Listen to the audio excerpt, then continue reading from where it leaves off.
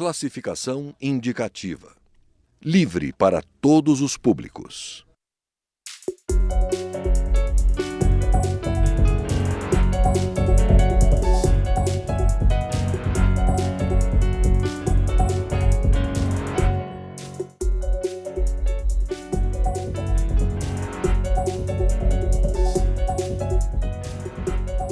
Olá! Política não se faz com ódio, não é função hepática. E quem não se interessa por política não se interessa pela vida. Essas duas frases foram ditas por Ulisses Guimarães em 1985. Este ano, no dia 6 de outubro, estamos comemorando o centenário de nascimento do Dr. Ulisses, como ele era mais conhecido. E o Câmara Debate de hoje é um dos programas especialmente feitos em homenagem ao político que foi deputado federal por 11 mandatos, presidiu a Câmara por 3 vezes, conduziu a Assembleia Nacional Constituinte e entrou para a história promulgando a Constituição Cidadã. Nossos convidados são os deputados Heráclito Fortes, do PSB do Piauí, e José Fogaça, do PMDB do Rio Grande do Sul. Eu sou Fabiana Mello e o Câmara Debate é uma produção conjunta da Rádio Câmara e da TV Câmara. Inicialmente, obrigada pela presença dos senhores aqui na TV Câmara. Deputados, queria agradecer, lembrando que o deputado José Fogaça era senador constituinte pelo PMDB e o deputado Heráclito Fortes, deputado constituinte à época pelo PMDB. Queria iniciar perguntando aos senhores, nesse momento atual em que nós observamos a população um pouco dividida, principalmente nas redes sociais, com muita virulência, um antagonismo muito grande, os senhores acham que esse centenário de nascimento do Dr. Ulisses seria uma boa oportunidade para se resgatar um pouco os ensinamentos ou o que o Dr. Ulisses praticava na política, como essa citação de que política não se faz com ódio, não é função hepática? Deputado Fogaça. Não tem dúvida que esse é o momento em que as palavras, a memória das palavras do Dr. Ulisses se torna realmente importantíssimo, né? Lembrar para essas pessoas que praticaram o absenteísmo, ou seja, ou não foram votar, ou votaram em branco, ou votaram voto nulo, né? Ou aquelas pessoas que nas redes se manifestam de maneira extremamente desrespeitosa, extremamente odienta, né? Eu fico me perguntando às vezes, ao ver certos comentários nas redes sociais, se essas pessoas teriam essa mesma disposição a fazer isso em público, entre amigos, entre conhecidos, ou mesmo num grupo maior. E a gente sabe que não. Então, esse é um momento em que as palavras do Dr. Ulisses devem ser lembradas. Política não se faz com ódio, em primeiro lugar. E, em segundo lugar, também não se faz com ausência. Política se faz com participação e presença, não é? Tanto que o absenteísmo dessas eleições está gerando uma situação conservadora. Ou seja, a maioria dos vereadores, por exemplo, na cidade de Porto Alegre, que é o meu município, lá de 36, 26 vereadores que se elegeram já pertencem à atual legislatura. O que mostra isso? Que a ausência de renovação. A ausência de renovação, mas a ausência do eleitor é que gerou isso. Então, o eleitor se esconde, o eleitor vota em branco, ele vota nulo, o que ele faz? Ele elege os que já são vereadores.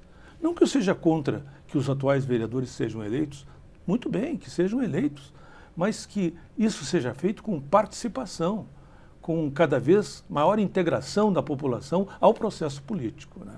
Então, o Dr. Ulisses realmente, no passado e hoje no presente, sempre esteve carregado de razão. Política não se faz com ódio e nem se faz também com ausência, não é? Tem que participar, tem que estar presente, tem que dizer o que deseja para que produza consequências reais, né? Obrigada, deputado Fogaça. Deputado Heráclito Fortes, como fazer com que essa nova geração, como fazer com que a sociedade, depois, assim, décadas depois, então, da morte, inclusive, do Dr. Ulisses, que não conviveram, não assistiram só por documentários, ou tenham, então, conhecimento e possam colocar em prática esses ensinamentos? Dr. Ulisses tinha uma frase que usava sempre, que dizia: não se deve agredir Sua Excelência o fato. Ele era um homem que respeitava o fato. Ele não discutia com o fato. O que é o fato? O resultado de uma eleição. Então não discutia. Ia procurar a eleição futura. Agora você chama atenção para um fato importante.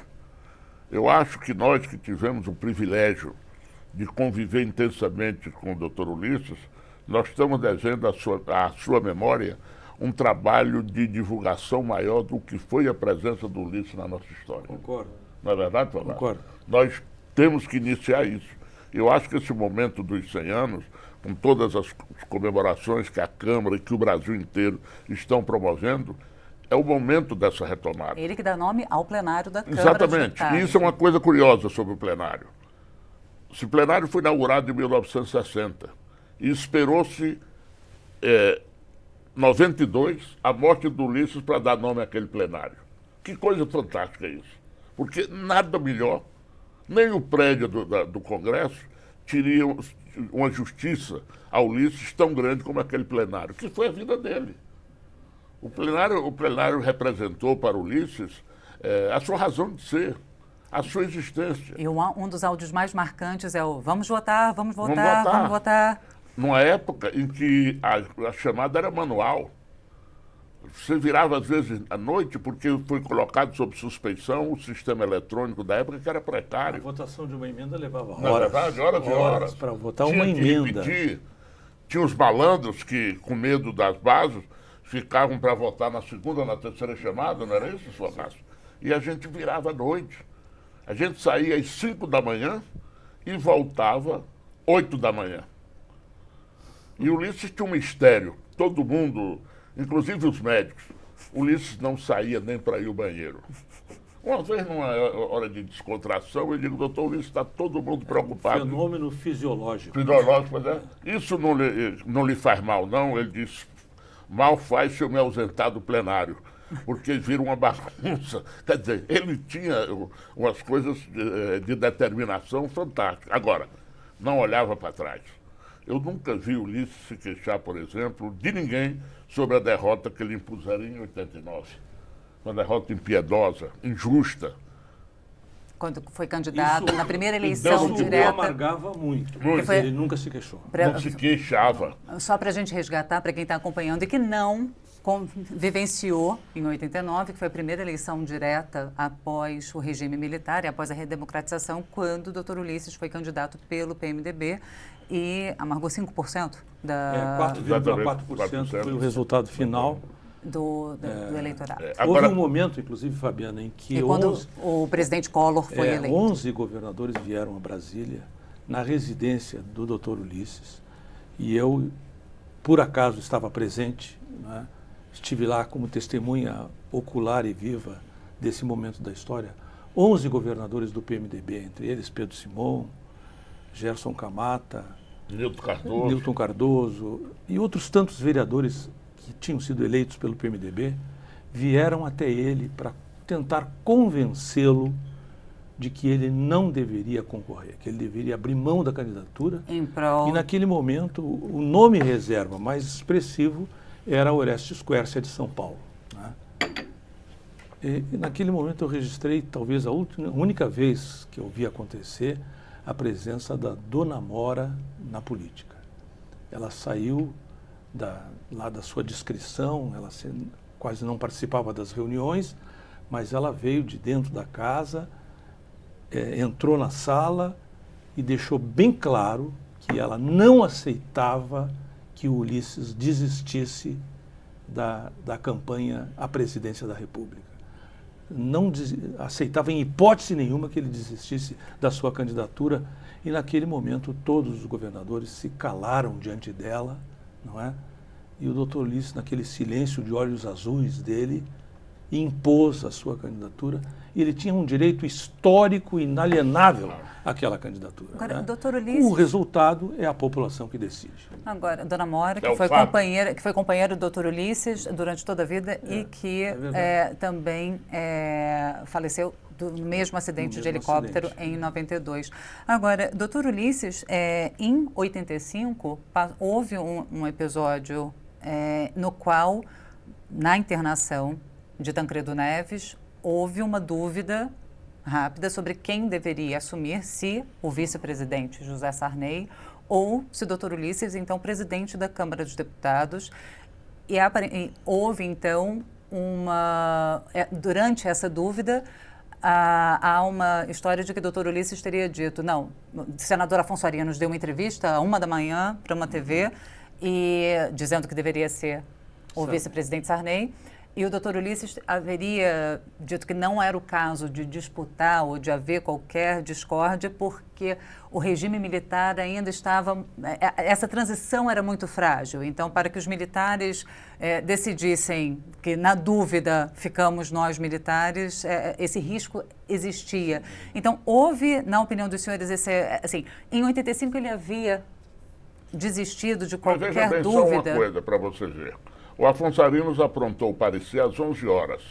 Às 9h30 da noite, depois do Tancredo entrar para a sala de cirurgia, nós fomos um grupo grande para o Ministério da Fazenda, para o 3º andar, onde tinha o gabinete do Dornelles, que era o secretário-geral da Receita, e que em seguida era o ministro já escolhido.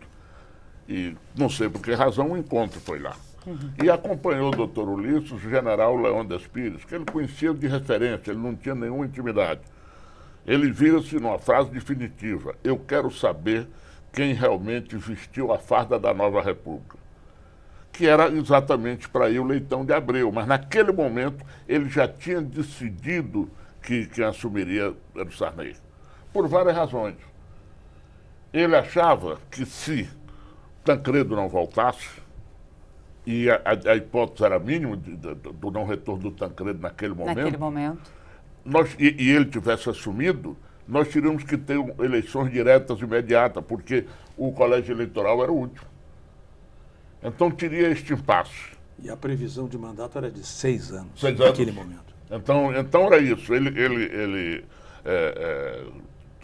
decidiu pela lógica, pela razão e pensando no país. Isso é uma coisa que poucas pessoas fazem hoje. Eu acho que o que pesou também, Heráclito, Fabiano, foi, sem dúvida nenhuma, o fato de que ele não se via como um presidente eleito de forma indireta. Indireta, também. Ele não aceitava a sua estrutura física, moral, pessoal, humana, não incorporava esse tipo de solução. Ele queria ser um candidato à presidência da República, disso ele não abriu mão, essa era a sua determinação de vida, mas ele queria ser eleito pelo voto direto. Né? Exatamente. Isso pesou muito ali, nesse momento. É verdade, você tem razão. E é outro fato. A gente só se lembra desse apoio que lhe deu o Sarney, mas o maior apoio dele ao Sarney foi no momento da escolha do Sarney como vice-presidente. No colégio eleitoral. Naquela chapa do colégio eleitoral. Porque para alguns parecia uma heresia. Ninguém admitia aquela possibilidade. E ele fez uma costura porque viu ali o único caminho. O Marco Maciel foi lembrado, mas o Marco Maciel tinha um questionamento porque estava num partido. O Sarney tinha trocado de partido, então tinha uma janela de proteção ao Sarney. E o Sarney, o Aureliano Chaves... Sarney não foi a primeira opção da escolha do PDS. Era o... Na verdade, foi. Era o Marco Maciel. Era o Marco Maciel. Então, aí foi a primeira, porque quem bancou na reunião da executiva, quem bancou levantar o nome do Sarney, foi exatamente o Ulisses. Agora, você imagina o que era na executiva daquela, você falar no nome do Ulisses, numa executiva que participava Arraes, Pedro Simon, Epitácio Cafeteira, Renato Aches, todos os desafetos. E Ulisses, com paciência e sabedoria, demoveu de um por um. Senhores, a gente começou então em 89, né, com a primeira eleição direta, com a candidatura do Dr. Ulisses, e a gente foi para 85 com o episódio da eleição do Tancredo e com a internação e a dúvida sobre quem assumiria, e já chegamos então no colégio eleitoral. Vamos fazer um rápido intervalo e no próximo bloco o Câmara Debate vai discutir então a atuação do Dr. Ulisses durante o movimento das diretas já. A gente volta já, não sai daí não.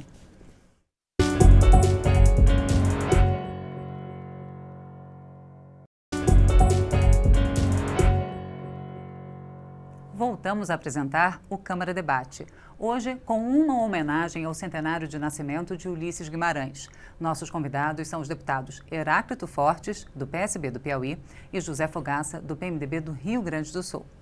Bom, senhores, como eu havia dito ao final do primeiro bloco, então agora eu gostaria de discutir o papel do Dr. Ulisses durante o movimento de Direta e Já. O senhor, nessa fase, era deputado, então, pelo PMDB do Rio Grande do Sul. O que o senhor pode lembrar dessa época? Foi um momento deputado? realmente muito marcante, né? Eu fui o coordenador da campanha das diretas no Rio Grande do Sul.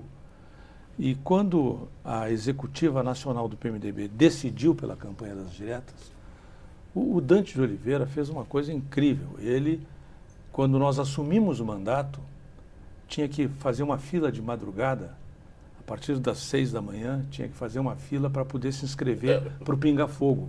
Não era por inscrição eletrônica como é agora, era assinado, não é?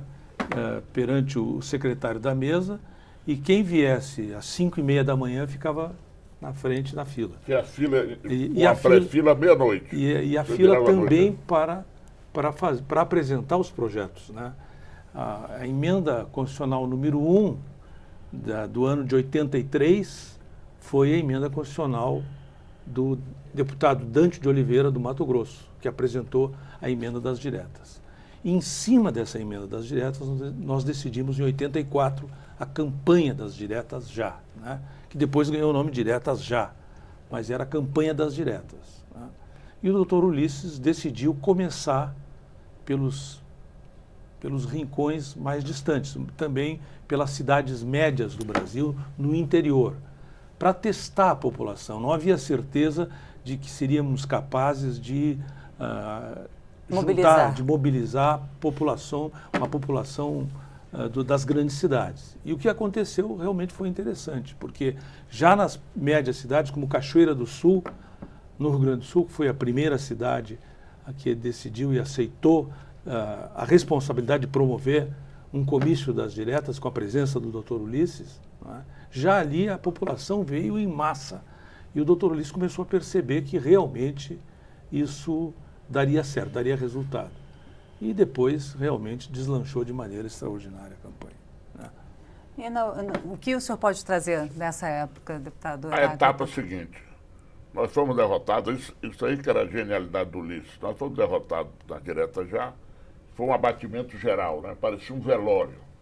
Isso porque o movimento, o deputado Fogaça falou que começou nos rincões, mas foi comícios na Candelária, comícios em São Paulo que mobilizaram. Foi fantástico. Nós perdemos no plenário, 200 mil desastre. pessoas, né?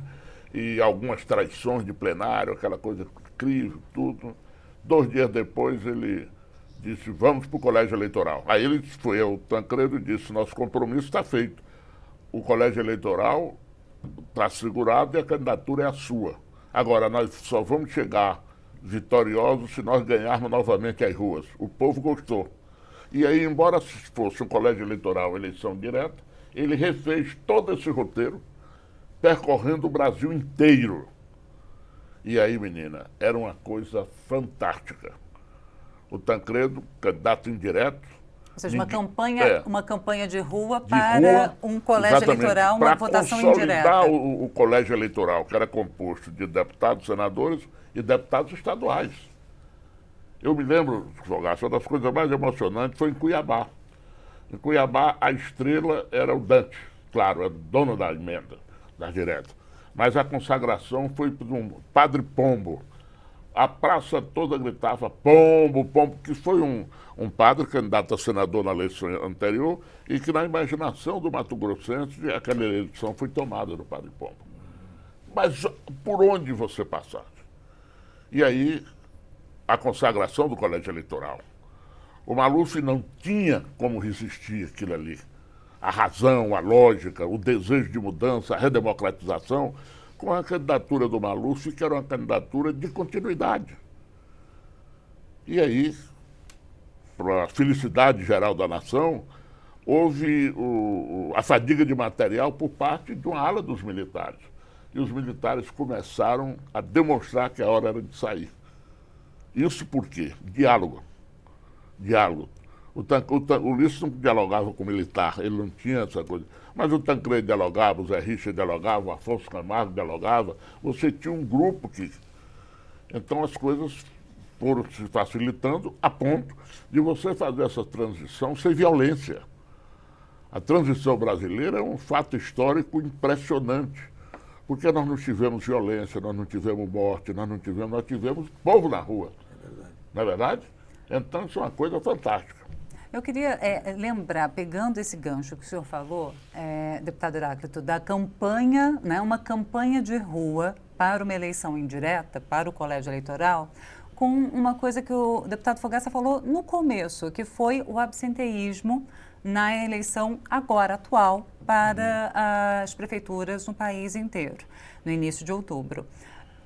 Em várias cidades foi feito, inclusive, nas redes sociais, uma comparação de que a soma das abstenções, dos votos brancos e dos votos nulos, em muitos casos supera o candidato vencedor ou, em outros casos, supera a soma do primeiro e do segundo colocado que vão para disputar o segundo turno, né? Qual é o paralelo? O que acontece em Porto Alegre. O número de votos brancos, nulos e abstenções supera a soma dos dois candidatos que foram para o segundo turno. E em São Paulo superam o primeiro. Um maior número de vereadores que repetem mandato. Pela primeira vez na história, tantos vereadores se mantêm na Câmara. Ou seja, foi extremamente conservadora essa opção. Agora, na época do colégio eleitoral, não era o caso de voto, não estavam participando da eleição, mas participaram do processo político. É verdade. Agora participam da eleição, seja se abstendo, ou votando nulo, ou votando em branco, mas gera um determinado efeito político. Acabam saindo por não querer. A justificativa que eu mais ouço é que não concordam com o sistema político atual e não querem legitimar o sistema político por não concordarem, então. Dá para mudar o sistema? Eu queria entrar na demanda, que é por mudança. Mas o efeito é o contrário. Dá para mudar o sistema se não... Não só legitima o sistema, porque, de certa forma, o que se vê é a consolidação do que está aí, não é? E também acaba reproduzindo a situação anterior. Ou seja, não há mudanças, não há renovação. A participação é a única forma, quer dizer, a memória das palavras sábias, o que foi vaticinado pelo Dr. Ulisses. Você tem dois fatores de ausência dessa eleição. Foi do eleitor que acreditou 13 anos nesse projeto político que o PT vendeu para o país e que se sentiu frustrado, se sentiu traído e preferiu não participar. A segunda vertente, e essa muito benéfica, era aquela história de você ter o ônibus para transportar o eleitor no dia da eleição.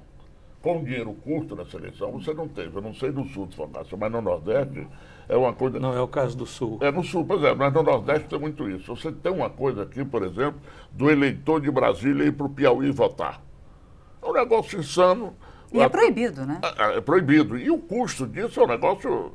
Antigamente você brincava no Caixa 2, brincava... Agora a coisa, pelo menos, foi um sinal de alerta. Eu acho que esse não é o modelo perfeito, mas é um começo. Agora, a derrocada, o resultado, é o velho Ulisses dizendo, ninguém agride Sua Excelência o fato, os responsáveis por esse fracasso, inclusive ideológico dessa eleição, são os que não cumpriram com os compromissos prometidos ao longo de 13 anos. E como o presidente Michel Temer disse que os políticos têm que entender esse sinal que foi dado, né? Assim, como mudar, o que tirar desse sinal? Os senhores disseram que os eleitores têm que aprender com o que foi dito por Ulisses Guimarães. Agora, o que os políticos, o que a classe política pode também aprender do resultado das eleições? Olha, na minha opinião, ainda há partes da reforma política que não estão completas e há partes da reforma política que não foram feitas, não foram realizadas. Então, a reforma política é insuficiente. Algumas coisas melhoraram, sem dúvida nenhuma. Algumas coisas agora foram inteiramente aprovadas. Mas nós ainda temos uma eleição cara. Se um vereador, isso falando no âmbito de uma cidade, um vereador tem que fazer votos em Porto Alegre, no Sarandi ou no bairro Lamy, que um é no extremo da cidade e o outro no outro extremo sul da cidade, obviamente que ele gasta muito em transporte, ele gasta muito também em logística local, em áreas tão distantes que levam 3, 4 horas de distância. Ou seja, volta-se a discussão sobre Ou voto seja, distrital. O custo da eleição é que tem que ser reduzido, né? Um deputado inglês, por exemplo, ele circula em 5 ruas, às vezes, de um bairro e, no máximo, para 70 mil pessoas. Ele conhece essas pessoas desde criança, ou ele conhece essas pessoas desde sempre, tem uma convivência muito íntima, tem acesso fácil, ele vai a pé conversar com os seus eleitores, o gasto dele é quase zero. Então, se a eleição é barata, para que recurso? Não é? Para que doação de campanha? Para que buscar dinheiro para a campanha? Não precisa. Se a eleição é barata, obviamente tudo isso se torna desnecessário. Por isso que realmente a reforma, no meu ver, ainda está incompleta. Obrigada, deputado Fogaça. Para concluir, deputado Heráclito, sob a ótica do doutor Ulisses, o que o senhor acha que a classe política depreenderia, né? O que o doutor Ulisses diria desse resultado das eleições, na opinião do senhor? Se ele aqui estivesse, Isso. estava morrendo de vergonha. Estava morrendo de vergonha. E é uma coisa que a gente questiona muito lá no plenário. Eu me sento às vezes com o Fogaça, com o Jarbas, que acho que somos os três que tinham uma proximidade maior com o Ulisses. O que estaria pensando o doutor Ulisses se aqui tivesse? Olha, Fernando Henrique tem uma frase interessante. Doutor Ulisses, quando vinha uma conversa desinteressante numa roda, ele fixava aqueles olhos verdes dele na pessoa, que tinha um peso maior do que na pata de um elefante. Fogaça é testemunha disso. Em roda do Ulisses, ninguém tratava de assunto que não fosse do interesse do país. Esse negócio de lobby, uma vez, houve um fato interessante. Nós entramos no Piantella e ele disse, o bom do Piantella é porque só tem aquela mesa de lobista. Era uma mesa com 3 deputados manjados aqui na época, de São Paulo. Você não vai lá, ninguém lhe incomoda. Você, antes de fechar o Piantella de saudosa memória, você tinha que sair correndo, porque as mesas estavam impregnadas de lobistas. Era um negócio que você termina sendo exposto. Hoje, é até fácil você conhecer o lobista. O lobista anda com o cabelo glostorado, muito bem arrumado, o lenço saindo aqui, uma pasta brilhando, e ele sabe da tua intimidade, da tua vida, quem são seus netos, seus filhos, qual é o gosto. Ele sabe da tua vida toda. Então é constrangedor. E isso nos afastou muito dos restaurantes, pelo Brasil afora. Ulisses tinha a pessoa que trouxesse um assunto não republicano para a mesa, não ia mais. Você quer ver uma coisa, eu quero esperteza do doutor Ulisses, não é, Fogaça? Nós tínhamos uma roda. Não tomava o poá, né, que era ali. Nós tínhamos uma roda. Cada um pagasse sua conta. Se chegasse um e resolvesse pagar a conta de todo mundo, ele dizia, esse não cabe da nossa roda. Não tem jeito. Chegasse Algo outro. não está certo. Chegasse outro, que em 5 minutos quisesse contar a vida toda, o que fez, o que ia fazer, ele dizia, esse não serve. Então ele era um homem selecionador. Ele gostava do bom papo, ele gostava da intimidade, ele não gostava do deboche, ele não gostava da ousadia, certo? Ele não gostava do exibicionismo. Então, ele para mim foi um andajar. Mas gostava do poder. Do poder. De maneira pura. Né? Até dizia... E republicana. E republicana. Ele dizia, né, o poder é afrodisíaco. Senhores, infelizmente o nosso tempo hoje já chegou ao fim, mas eu agradeço muitíssimo a presença dos senhores nesse Câmara Debate especial em homenagem ao doutor Ulisses. Muito obrigada. Eu agradeço a você a oportunidade e só lhe faço um apelo. Vamos reviver a memória do Ulisses. Com certeza. Divulgando sempre o que ele foi na história do Brasil. Eu conversei com os deputados Heráclito Forte, do PSB do Piauí, e José Fogaça, do PMDB do Rio Grande do Sul. Obrigada a você que nos acompanhou até agora. Lembrando que você pode conferir novamente essa e as outras edições do Câmara Debate na internet, no portal da Câmara ou então no YouTube. Eu sou Fabiana Mello e espero você em uma outra oportunidade. Até lá!